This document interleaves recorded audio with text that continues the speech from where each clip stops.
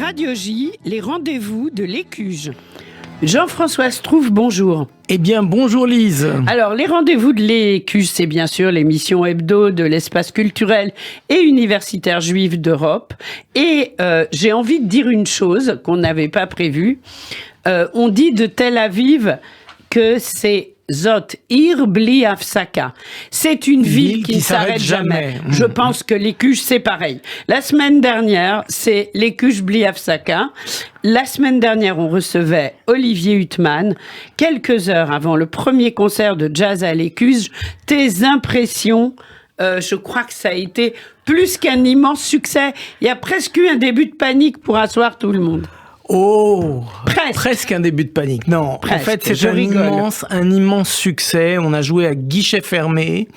Alors, je rappelle que c'est une activité Jazz à l'Écuge qui cette année se déroule dans le cadre du festival Jazz sur scène, ce qui veut dire que on amène dans un lieu juif, ça c'est peut-être la chose la plus importante, on amène dans un lieu juif, et Gad le dit, Gad Ibgi, le directeur général de l'Écuge, le dit en ouverture, on amène dans un lieu juif des publics qui n'ont jamais encore été dans un lieu juif. C'est une sorte de porte d'entrée, le jazz, pour faire découvrir un univers que beaucoup de personnes, y compris parmi des juifs un peu éloignés de la communauté, ne connaissent pas. C'est vrai.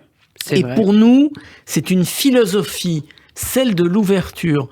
Je vais faire juste un petit tour vers une lointaine contrée aux États-Unis, où il est souvent écrit, dans les Jewish Centers, il est souvent écrit cette expression, et ceci est l'attente qui reçoit des hôtes.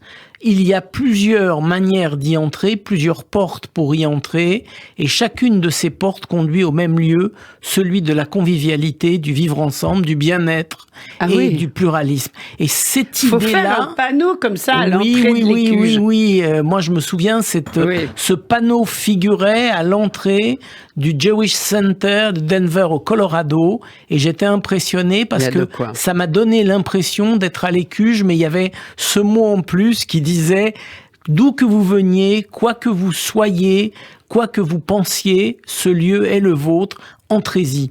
Et donc, c'était génial d'avoir deux jazzmen qui ont somme toute beaucoup en commun. Tous deux sont ultra doués. Il était Gilad Excelman et Yonatan Avishai, ultra doués. Tous deux s'amusent en jouant. Ça, c'est extraordinaire. Ils jouent et ils s'amusent. Ils se sourient, ils éclatent parfois de rire, et tous deux sont en plus israéliens. Donc plein d'occasions de petits jeux de complicité assez extraordinaires. Alors, imagine Lise, Gilad descend de l'avion, Yonatan est à Paris, ils se lancent tour à tour dans des morceaux de l'un ou de l'autre, et alors qu'ils sont à des milliers de kilomètres l'un de l'autre, ils jouent ensemble des morceaux inédits, comme s'ils répétaient depuis 15 jours, alors qu'ils n'ont eu que 2 heures pour répéter. Voilà, et c'est là la magie. Ça, c'est la magie. C'est de voir deux personnes qui sont pas ensemble physiquement, qui sont vraiment à distance, et quand ils démarrent quelque chose, on dirait... ils se rencontrent. Et des gens ont dit, mais il vient d'arriver de New York, Gilad Excelman? Oui, il vient d'arriver de New York. Mais alors, comment il a fait pour répéter? Il répète à distance? Pas du tout. C'est la magie de la musique. Il se retrouve immédiatement. Ça s'appelle être sur la même longueur d'onde. Et tout est magique. Voilà. Donc, vraiment magnifique.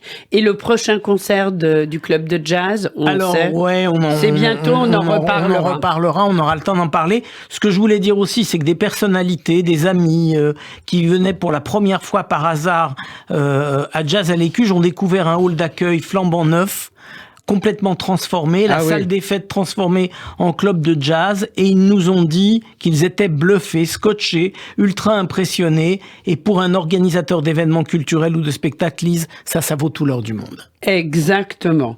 Alors, la programmation de l'Écuge et de l'Institut Elie Wiesel étant très très riche dès la semaine prochaine, je te propose de survoler le programme en annonçant quelques éléments de chaque événement, les lundis de Wiesel, Jean-François. Alors, ce 7 novembre, C'est Pierre Savy qui s'y colle avec un sujet surprenant. Les Juifs faisaient-ils de la politique au Moyen-Âge ? Ça, c'est intéressant. Il y a franchement des choses inédites à découvrir parce que c'est un sujet qui n'a encore jamais été abordé. C'est-à-dire se remettre à l'époque des communautés au Moyen-Âge. On savait qu'il y avait les persécutions, on savait que le sort était difficile, qu'ils pouvaient être expulsés à n'importe quel moment. Mais néanmoins, la question est comment, face à cet antisémitisme, face à ces difficultés d'être une minorité à peine tolérée, ils arrivaient à passer entre les gouttes et à faire des choses assez incroyables pour installer la présence du judaïsme dans les pays d'Europe au Moyen-Âge. Voilà, c'est le 7 novembre, c'est à 19h. Et c'est uniquement en ligne. En ligne, oui. Tout le monde peut y assister. Absolument. Ensuite, une sorte de marathon programmatique. Il y en a pour tous les jours et parfois même, Jean-François, à la hauteur de votre fatigue, tous les organisateurs, plusieurs fois par jour. Alors oui, parce que si on reste sur les lundis Wiesel, par exemple, dès le 14 novembre, il y a la conférence d'Anne-Marie Pelletier sur Vassili Grossman, une voix juive essentielle en temps d'inhumanité et avec un relief particulier en ces temps de guerre d'Ukraine. Mais oui, oui, ça a du sens. Vassili Grossman, une voix juive étouffée, assassinée par le système à l'époque. Exactement. Et un peu, on va revivre des choses qui sont très liées à l'actualité du moment.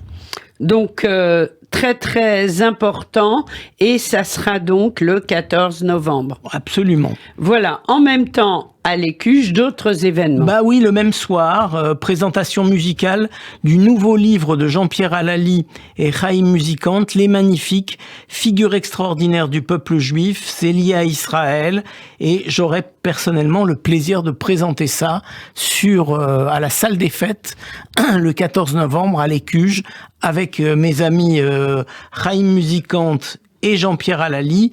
Et puis, comme on a déjà l'habitude de faire, on est des vieux routiers du truc, c'est-à-dire qu'il y a un événement où on va lire des textes, écouter de la musique et passer une soirée très conviviale.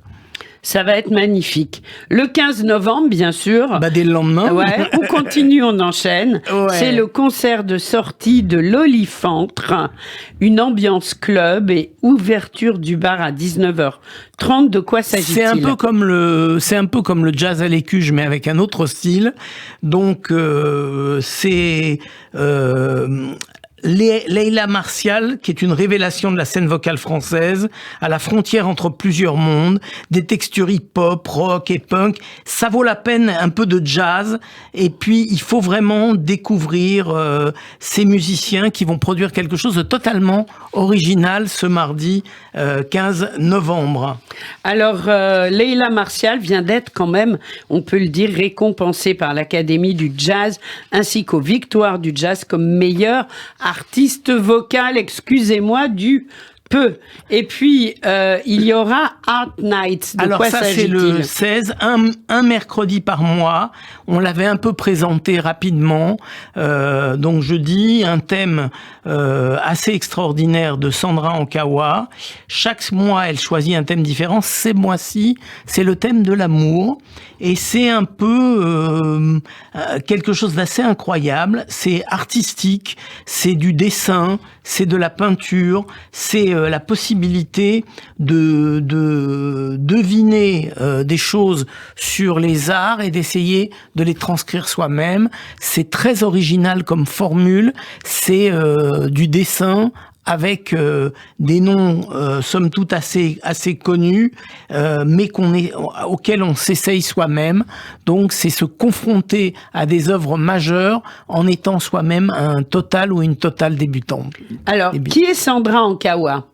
Alors, Sandra Ankawa, artiste franco-américaine, qui enseigne, parallèlement à ses expositions, le dessin et la peinture. Fascinée par la nature et l'idée de transcendance, elle crée dans ses grandes toiles à l'huile un univers vibrant dans lequel elle s'efforce de toucher l'essence du sujet. Ses toiles sont régulièrement exposées en Europe, aux États-Unis où elle a remporté plusieurs prix de peinture, Wellington Art Society, Fondation Andy Warhol. Elle a été honorée de la médaille 2017 des sciences lettres de l'Académie des arts des sciences et lettres de Paris. Elle est membre de la Fondation Taylor à Paris et Jewish Art Society. C'est-à-dire que c'est Lise, on fait juste, on a quelques minutes devant nous. Il faut comprendre que il y a des mondes qui sont clos les uns aux autres. Il y a des mondes qui ne se croisent jamais. Il y a des univers qui n'ont pas l'air de converger, qui sont sur des sortes d'axes parallèles sans jamais se rencontrer. Notre vocation, si vraiment on devait en indiquer une, notre vocation première, peut-être la plus importante, c'est de faire que ces parallèles finissent par se rencontrer, ce qui est mathématiquement difficile, mais nous on oriente un peu la parallèle, on tire un peu dessus d'un côté, on tire un peu sur celle d'à côté, elles finissent par se croiser. Bien sûr. Et quand plusieurs mondes se croisent, quand plusieurs univers s'entrecroisent et se découvrent, c'est le but de ce qu'est un lieu culturel juif à Paris. On est dans une ville exceptionnelle sur le plan artistique et culturel et nous avons vocation à faire se rencontrer la culture juive, les autres cultures et des styles d'art et d'expression artistique différents pour que des étincelles se produisent, et ces étincelles sont toujours positives, oui. Elles éveillent les gens à des formes d'art qui sont nouveaux et qui sont toujours des moments incroyables. Et ces étincelles, très souvent, deviennent des feux d'artifice, Jean-François. Absolument. Et ça, faut le dire, c'est absolument. important. Bravo pour la formule. C'est très important. L'Ulpan vient de reprendre, tout de suite après les fêtes, quelqu'un qui n'aurait pas démarré et souhaiterait rejoindre une classe. Comment ferait-il, comment ferait-elle ? Alors, il est clair que il y a eu deux choix cette année. Des gens ont choisi de démarrer l'Ulpan dans tout Paris. Des Ulpanim ont démarré autour du 24 octobre. Nous avions décidé, et c'est très important de le comprendre, des étudiants, nous on a 12 niveaux. Donc on a chaque année des étudiants qui passent de niveau ou pas, mais qui ont envie de poursuivre l'hébreu. Quand on arrête à fin juin, si on ne démarre pas début septembre, pendant 3 mois, ces gens vont pas pratiquer l'hébreu et vont perdre. Oui, donc nous avons tendu la main et tendu la perche à toutes les personnes qui avaient envie de poursuivre l'hébreu en disant on va pas vous laisser des mois et des mois sans pratiquer l'hébreu. On démarre tout de suite et si jamais il y en a qui préfèrent attendre la fin des fêtes juives pour démarrer, on sera aussi capable, c'est un dispositif compliqué, on sera aussi capable de les accueillir, de les mettre à niveau, de faire des cours de rattrapage sur ce qu'ils ont manqué. Et c'est une vraie vocation que toute l'équipe des enseignants de l'Ulpan de l'Écuge choisit expressément à la fois de démarrer tôt, mais aussi d'être capable de récupérer des élèves qui, en cours de route, se décident à étudier l'hébreu. La règle chez nous, c'est à n'importe quel moment de l'année. Si vous voulez faire de l'hébreu, on va se débrouiller pour vous donner soit de nouveaux cours et vous recevoir, soit, si vous êtes à un niveau qui n'est pas le niveau totalement débutant, trouver la classe qui correspond exactement à votre niveau au moment où l'inspiration vous vient et que vous avez envie de faire de l'hébreu. C'est ça l'idée. Et c'est ça qui fait la force de cet Ulpan également, absolument. Et de cet Ulpan qui est, je le rappelle, le plus grand Ulpan d'Europe. Alors, les coordonnées, le téléphone, Jean-François. C'est le 01 53 20 52 52. Le site, c'est ecuge.fr. ecuge.fr, oui. Et l'adresse 119 rue Lafayette dans le 10e, et puis surtout une équipe qui vous attend, qui vous accueille et qui est toujours heureuse de faire de nouvelles découvertes, de nouvelles connaissances et de vous offrir le meilleur service. Eh bien, on s'y précipite. Merci pour tout cela, cher Jean-François. Nous, on se retrouve la semaine prochaine déjà. Même heure, même studio. Avec plaisir. Au revoir, Lise.